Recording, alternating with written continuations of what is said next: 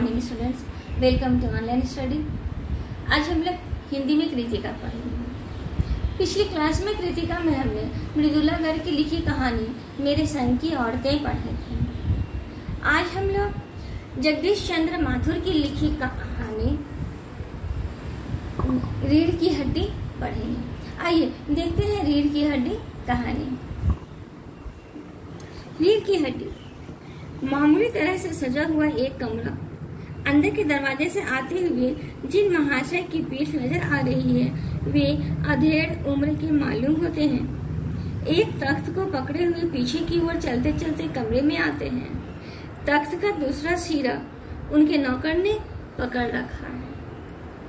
बाबू, अबे धीरे धीरे चल, अब तख्त को उधर मोड़ दे, उधर, बस बस। नौकर, बिछा दो साहब। बाबू जरा तेज आवाज में। और क्या करेगा, परमात्मा के यहाँ अक्ल बट रही थी तो तू देर से पहुंचा था क्या? बिछा दो साहब। और यह पसीना किस लिए बहाया है? तो नौकर बोलता है। तख्त बिछा देता है। ही करते हुए वह हंसता है। फिर बाबू बोलते हैं, हंसता क्यों है? अबे हमने भी जवानी में कसरतें की है, कलशों से नहाता था लोटों की तरह। यह तख्त क्या चीज है? उसे सीधा कर, यूं, हाँ बस। और सुन, बहू जी से दरी मांग ला, उसके ऊपर बिछाने के लिए चद्दर भी, कल जो धोबी के यहाँ से आई है वही। नौकर जाता है।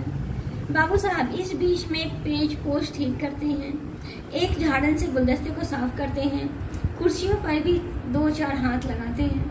सहसा घर की मालकिन प्रेमा आती है। गंधमी रंग, छोटा कद, चेहरे और आवाज से जाहिर होता है किसी काम में बहुत व्यस्त है। उनके पीछे पीछे भीगी बिल्ली की तरह नौकर आ रहा है, खाली हाथ। बाबू साहब, वो रामस्वरूप रहता है। दोनों तरफ देखने लगते हैं तो प्रेमा कहती है, मैं कहती हूँ तुम्हें इस वक्त धोती की क्या जरूरत पड़ गई? एक तो वैसे ही जल्दी जल्दी में। रामस्वरूप, धोती? प्रेमा, हाँ अभी तो बदल कर आए हो और फिर ना जाने किस लिए। रामस्वरूप, लेकिन तुमसे धोती मांगी किसने? प्रेमा कह रही है, यही तो कह रहा था रतन। रामस्वरूप, क्यों बे रतन, तेरे कानों में डांट लगी है क्या? मैंने कहा था धोबी के यहाँ से जो चद्दर आई है उसे मांग ला। अब तू मेरे लिए दूसरा दिमाग कहाँ से लाऊं?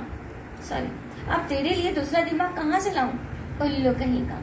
प्रेमा कहती है, अच्छा जा, पूजा वाली कोठरी में लकड़ी के बक्स के ऊपर धुले हुए कपड़े रखे हैं ना, उन्हीं में से एक चादर उठा ला। रतन, और दरी? प्रेमा, दरी यही तो रखी है कोने में, वह पड़ी तो है। रामस्वरूप दरी उठाते हुए कहते हैं, और बीवी जी के कमरे में से हारमोनियम उठा ला और सितार भी, जल्दी जा। रतन जाता है। पति पत्नी तख्त पर दरी बिछाते हैं। प्रेमा, लेकिन वह तुम्हारी लाडली बेटी तो मुंह फुलाए पड़ी है। रामस्वरूप, मुंह फुलाए? और तुम उसकी माँ की इस मर्ज की दवा हो? जैसे तैसे करके तो वे लोग पकड़ में आए हैं।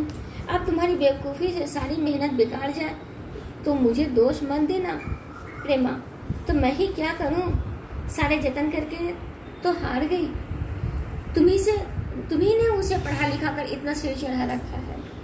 मेरी समझ में तो ये पढ़ाई लिखाई के जंजाल आते नहीं। अपना जमाना अच्छा था, आ ए पढ़ ली, गिनती सीख ली, और बहुत हुआ तो स्त्री सुबोधिनी पढ़ ली। सच पूछो तो स्त्री सुबोधिनी में ऐसी ऐसी बातें लिखी है, ऐसी बातें कि क्या तुम्हारी BA MA की पढ़ाई होगी। और आजकल तो लक्षण ही अनोखे हैं। रामस्वरूप, ग्रामोफोन बाजा होता है ना? प्रेमा, क्यों? रामस्वरूप, 2 तरह का होता है, एक तो आदमी का बनाया हुआ, उसे एक बार चलाकर जब चाहे तब रोक लो, और दूसरा परमात्मा का बनाया हुआ, रिकॉर्ड एक बार चला तो रोकने का नाम नहीं। प्रेमा, हटो भी, तुम्हें ठिठोली ही सोचती रहती है। यह तो होता नहीं कि उस अपनी उमा को राह पर लाते। अब देर ही कितनी रही है उन लोगों के आने में। रामस्वरूप, तो क्या हुआ? प्रेमा, तुम्ही ने तो कहा था कि जरा ठीक ठाक करके नीचे लाना। आजकल तो लड़की कितनी सुंदर हो, बिना टीम टाम के भला कौन पूछता है। इसी मारे मैंने तो पाउडर वाउडर्स के सामने रखा है, पर उसे तो ये चीज़ों से न जाने किस दम से नफरत है।